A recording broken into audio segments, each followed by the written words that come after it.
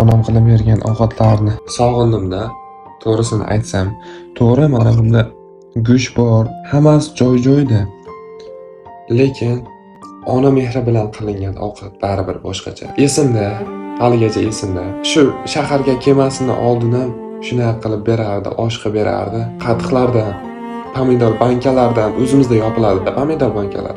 O'shalardan solib bilab yerdim-da. Ustida go'shti bo'lmasa ham, lekin shunaqangi mazali o'tgan. Halovat bo'lgan, bir boshqacha bo'lganda, to'g'risi. Ko'chalardan yeyman masalan, ko'chalardan yeyman.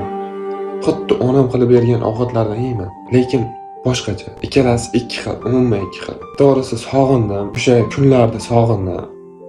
Uxlab yotardim, issiq tandirga non yopib, kelardi, boyagidek sabatkami nimagadir ko'tarib, sindirib yerdim, boyagidek bug' chiqardi-da, ovqat bilan yerdim. To'g'risi, to'r bolam deyardi. Ovqat qilib, hammasiga ulgurganda, bizlar hozirgi yoshlar unaqa emas. To'g'risini aytaman. Qizlarimiz ham unaqa emas. Hammasiga ulgurgan. Sigirni ham sog'gan. O'sha to'r degan payti 7dami, 6:30da. O'sha payti hamma ishni qilib bo'lganda, to'g'risi.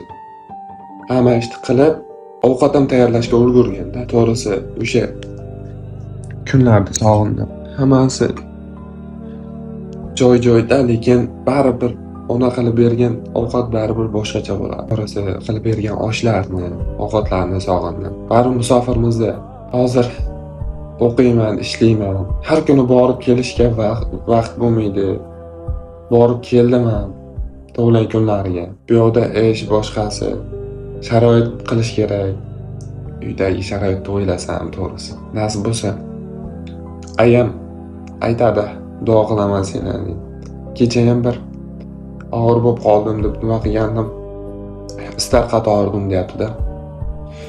Onalarimiz sog' bo'lsin baxtimizga. O'shalarning duosi sababli Xudoyim bizlarni har xil balo qazolardan asrayapti.